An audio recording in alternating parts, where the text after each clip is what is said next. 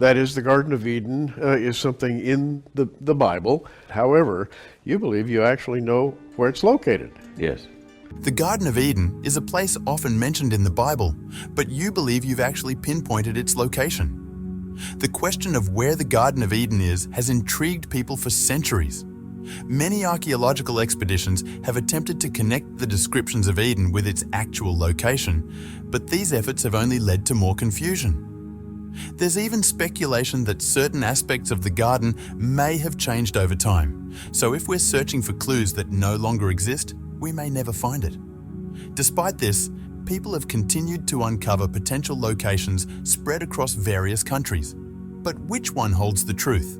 Join us as we dive into the incredible discoveries that may finally reveal the real Garden of Eden. According to the book of Genesis, Eden was a divine paradise, carefully designed to be the home of Adam and Eve. After creating Adam from the dust of the earth, God placed him in this garden, which was home to two significant trees, the tree of life and the tree of the knowledge of good and evil. Adam was entrusted with caring for the garden. Adam was responsible for the garden's upkeep and naming its inhabitants, but God gave him one specific command. He was not to eat the fruit from the tree of life or the tree of knowledge of good and evil. Since Adam needed a companion, God created Eve from one of his ribs. Together, Adam and Eve lived in a state of purity and abundance, free of shame, without clothing, as husband and wife. But as we know, this peaceful existence didn't last. A cunning serpent in the garden tricked Eve into eating the forbidden fruit. Not only did she eat it, but she also shared it with Adam. After this act of disobedience, their perception of themselves changed. They realized they were naked and covered themselves with fig leaves. God, aware of their disobedience, punished them. Eve was condemned to endure the pain of childbirth, and Adam was cursed to toil and work hard to survive in harsh conditions. After delivering these punishments, God clothed them in animal skins and banished them from the Garden of Eden. To ensure they could never return, he placed an angel with a flaming sword at the garden's entrance.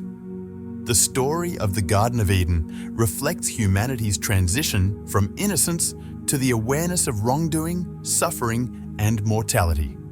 At the same time, the garden symbolizes the earthly paradise created by God for the first humans, Adam and Eve. The word Edens comes from a Sumerian term meaning plain, and the tale of the Garden of Eden closely resembles Sumerian folklore. From this, we can see that the concept of an earthly paradise was central to ancient Middle Eastern beliefs. The garden is often described as a lush, fertile space, which is why it's sometimes called the Garden of God. To truly understand the significance of Eden, we must explore its possible location, the key figures involved, and the events that took place there. Together, these elements help us grasp the meaning of the biblical narrative. The exact location of the Garden of Eden has long been a topic of debate among scholars. Some experts have suggested that Eden might not be a place on earth at all, but rather a heavenly realm where divine beings dwell, as hinted in the creation story from the book of Genesis. While the Bible mentions rivers that flowed from the Garden of Eden and spread across the world, it specifically names only two of these rivers, the Euphrates and Tigris.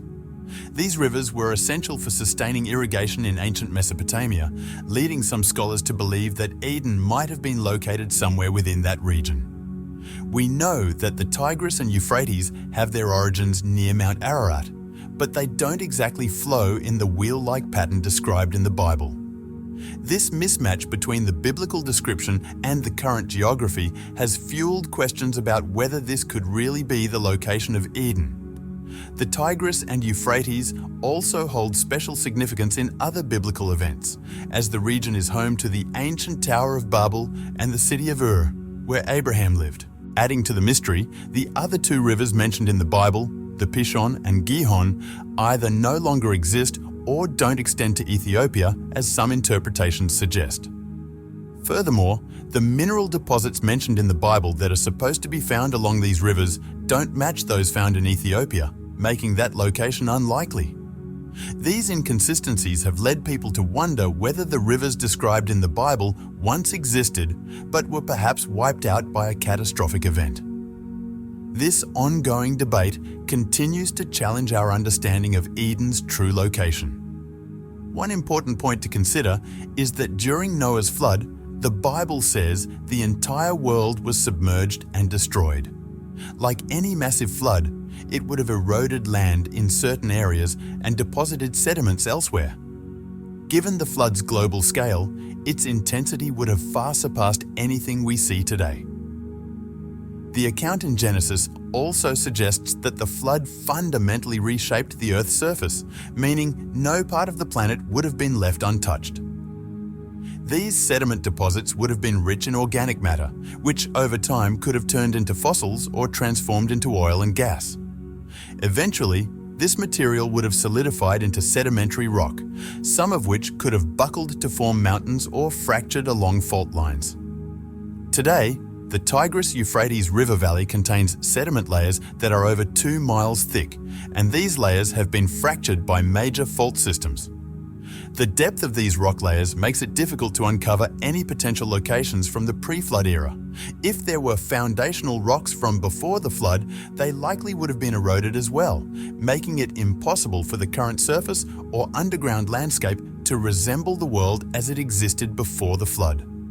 That past world has been permanently altered, and this could explain why any signs of the Garden of Eden in the Tigris-Euphrates Valley have been erased. However, this isn't the only place people are searching. Recently, a new potential location for the Garden of Eden was suggested in a documentary by Morgan Freeman. An archaeologist named Jody Magnus made a discovery in the Church of the Holy Sepulchre in Jerusalem, which she believes could help solve the mystery of Eden's location. This church, located in the Old City, is traditionally recognized as the place where Jesus was crucified and resurrected. The site is known as Calvary or Golgotha, and Dr. Magnus revealed that it's also believed to be the resting place of Adam. In 2017, she pointed out that beneath the rock of Golgotha lies a chapel called the Chapel of Adam. Interestingly, this location has been linked to Adam in ancient Christian tradition, with some considering it to be where the first man was buried. Dr. Magnus's statement suggested that this discovery could provide new clues to the mystery of the Garden of Eden. During Jesus' crucifixion, it's said that his blood flowed down through a crack in the rock above, and beneath this rocky surface lay Adam. When Jesus' blood touched Adam, a miraculous resurrection is believed to have occurred. This interpretation, however, differs from the biblical account. The book of Genesis describes 4 rivers flowing from the Garden of Eden, suggesting that it was located in southern Mesopotamia, which corresponds to present-day Iraq. Despite the traditional interpretation of Eden's location in Mesopotamia, Dr. Jody Magnus presented a compelling argument that challenges this notion. Her theory focuses on the deep symbolic and historical connection between Adam and Jerusalem.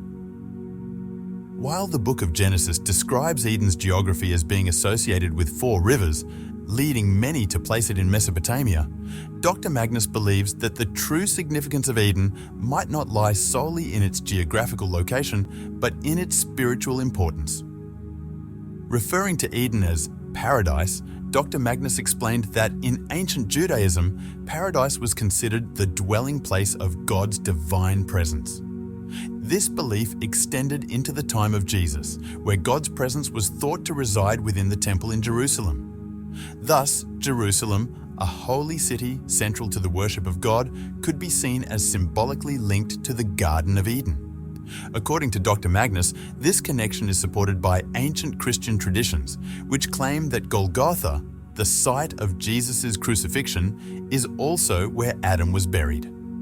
This convergence of sacred events at a single location suggests that Jerusalem may have a deeper spiritual association with the concept of Eden than previously understood. In contrast to Dr. Magnus's theory, other researchers have explored a more scientific approach to discovering the location of Eden. A recent DNA study has led some scientists to propose that humanity's ancestral homeland may actually be located far from Mesopotamia, in the southern region of Africa, specifically south of the Zambezi River in modern-day Botswana.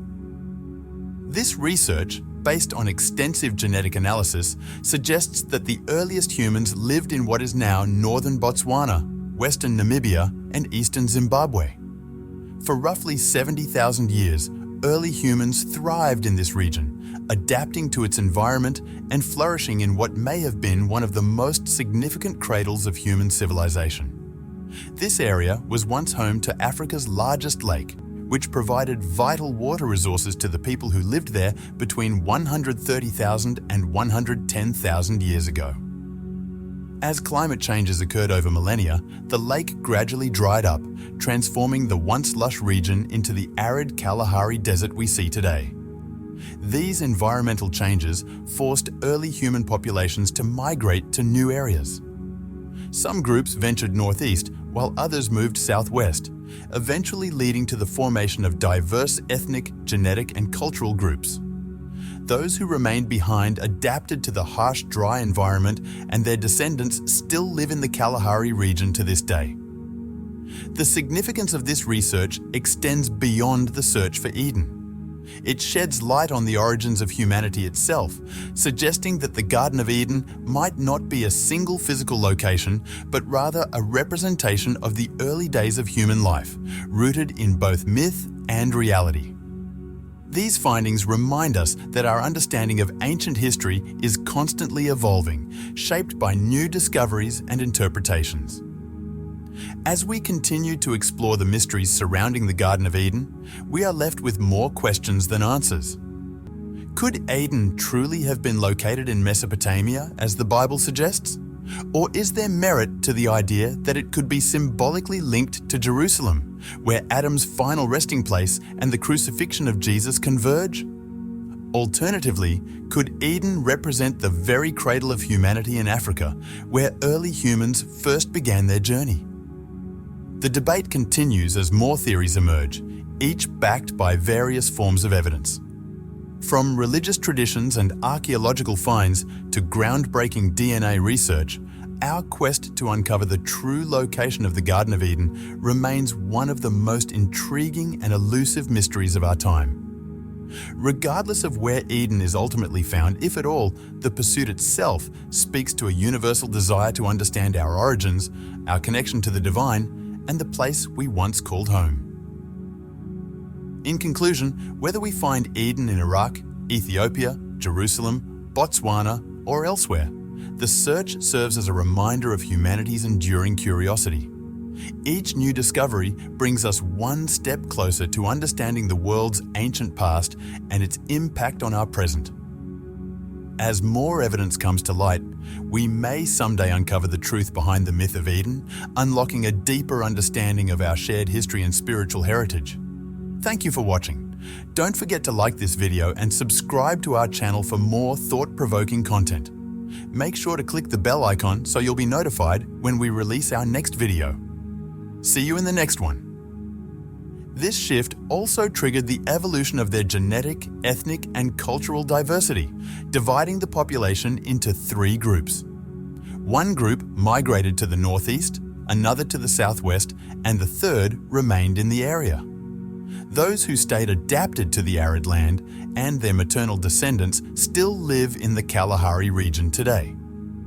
As for the location of the Garden of Eden, scientists continue to propose different theories.